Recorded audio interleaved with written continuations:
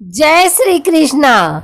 आइए जानते हैं गुरु पूर्णिमा की पूजन विधि, शुभ मुहूर्त एवं धन प्राप्ति के अचूक एवं सरल उपाय।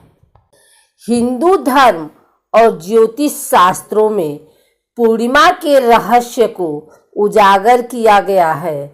वर्ष भर में 12 पूर्णिमा और 12 अमावस्या होती है। हिंदू पंचांग के अनुसार माह के 30 दिन को चंद्र कला के आधार पर 15-15 दिन के 2 पक्षों में बांटा गया है, शुक्ल पक्ष और कृष्ण पक्ष। शुक्ल पक्ष के अंतिम दिन को पूर्णिमा और कृष्ण पक्ष के अंतिम दिन को अमावस्या कहते हैं। वर्ष में ऐसे कई महत्वपूर्ण दिन और रात हैं जिनका धरती और मानव मन पर गहरा प्रभाव पड़ता है। उनमें से ही सबसे महत्वपूर्ण दिन है पूर्णिमा। सभी का अलग अलग महत्व है। पूर्णिमा और अमावस्या के प्रति बहुत से लोगों में डर है। आषाढ़ मास की पूर्णिमा को गुरु पूर्णिमा का पर्व मनाया जाता है। इसे व्यास पूर्णिमा भी कहते हैं, क्योंकि इसी दिन महाभारत के रचयिता महर्षि वेद व्यास जी का जन्म हुआ था।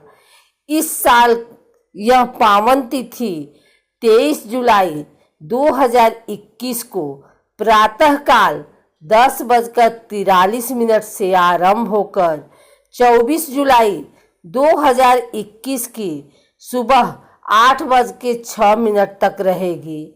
चूँकि भारतीय संस्कृति में गुरु को गोविंद से बड़ा मानते हैं, इसलिए गुरुओं को समर्पित इस पावन पर्व की महत्ता अपने आप समझी जा सकती है।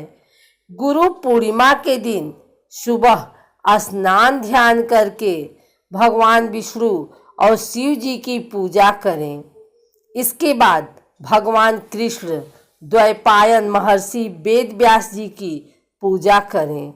महर्षि व्यास जी के नाम से ही गुरु पूर्णिमा का पर्व मनाया जाता है। इसलिए इस दिन दुनिया के पहले गुरु, जिन्होंने 18 वेदों और महाभारत महाकाव्य की रचना की थी, इनकी पूजा करने का विधान बताया गया है। देवताओं और व्यास जी की पूजा के बाद लौकिक गुरु की पूजा करनी चाहिए। अपने गुरु के चरण स्पर्श करें, गुरु के चरण धोएं।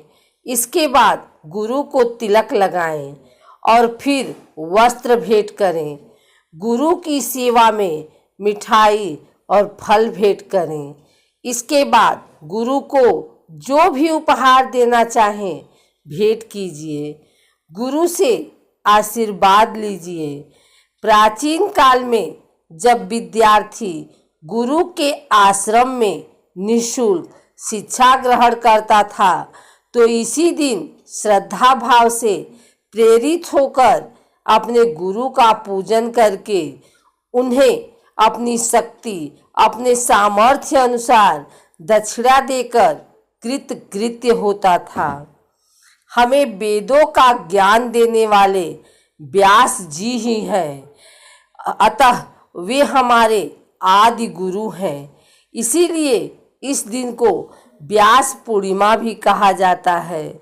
उनकी स्मृति हमारे मन मंदिर में हमेशा ताज़ा बनाए रखने के लिए हमें इस दिन अपने गुरुओं को व्यास जी का अंश मानकर उनकी पाद पूजा करनी चाहिए तथा अपने उज्जवल भविष्य के लिए गुरु का आशीर्वाद जरूर ग्रहण करना चाहिए। साथ ही केवल अपने गुरु शिक्षक का ही नहीं, अपितु माता पिता, बड़े भाई बहन आदि की भी पूजा का विधान है। पूर्णिमा के दिन पीपल के वृक्ष पर जड़ों में मीठा जल डालने से माँ लक्ष्मी प्रसन्न होकर अपने साधक पर पूरी कृपा बरसाती हैं। पूर्णिमा की शाम को पति पत्नी यदि साथ मिलकर चंद्रमा का दर्शन और उन्हें गाय के दूध का अर्घ देते हैं तो उनके दाम्पत्य जीवन में मधुरता आती है। पूर्णिमा की शाम को तुलसी जी के सामने शुद्ध देसी घी का दिया जलाने से सौभाग्य की प्राप्ति होती है। पूर्णिमा की शाम को चंद्र दर्शन करने के बाद दूध, गंगा जल और अक्षत मिलाकर चंद्रमा को अर्घ देने से चंद्र दोष दूर होता है। अर्घ देने के बाद चंद्र देव के मंत्र ओम सोम सोमाय नमः का जाप करना न भूलें। पूर्णिमा के दिन भगवान शिव को सफ़ेद चंदन एवं सफ़ेद फूल चढ़ाते हुए साबूदाने की खीर का भोग लगाएं। परिवार में सुख सौभाग्य की वर्षा होगी, रोग और संकट दूर रहते हैं। पूर्णिमा के दिन कभी ना करें ये काम। गुरु पूर्णिमा के इस पावन दिन पर घर को गंदा नहीं रखना चाहिए। आषाढ़ पूर्णिमा के दिन किसी को भी कठोर वचन नहीं बोलना चाहिए और न ही किसी से लड़ाई झगड़ा करना चाहिए। गुरु पूर्णिमा के पावन दिन किसी स्त्री या बुजुर्ग व्यक्ति का अपमान भूलकर भी नहीं करना चाहिए। इससे गुरु नाराज हो जाते हैं और उनका श्राप मिल सकता है।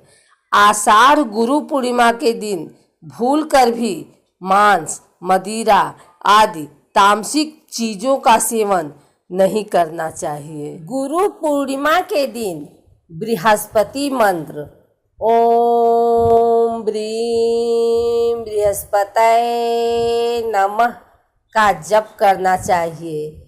इस मंत्र को अपनी श्रद्धा और इच्छा अनुसार 11, 21, 51 या फिर 108 बार पाठ कर सकते हैं।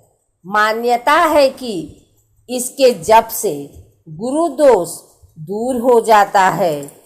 इसके अलावा गुरु पूर्णिमा के दिन गायत्री मंत्र ओम भूर्भुवस्सुः तत्सवितुर्वरेण्यं भर्गो देवस्य धीमहि धियो यो नः प्रचोदयात् का 108 माला जप करना चाहिए। बनते बनते कार्य बिगड़ जाते हो या फिर किसी कार्य में सफलता मिलते मिलते रह जाती हो तो गुरु पूर्णिमा के दिन श्री हरि की पूजा करें। साथ ही भगवान कृष्ण के सामने गाय के घी का दीपक जलाकर उनसे अपने मन की बात कह दें। मान्यता है कि ऐसा करने से बिगड़े कार्य बन जाते हैं, असफलता सफलता में बदल जाती है। इसके अलावा अगर आप सूर्य देव को जल चढ़ाने की शुरुआत करना चाहते हैं तो गुरु पूर्णिमा के दिन से ही इसकी शुरुआत करें। ऐसा करना अत्यंत शुभ माना गया है।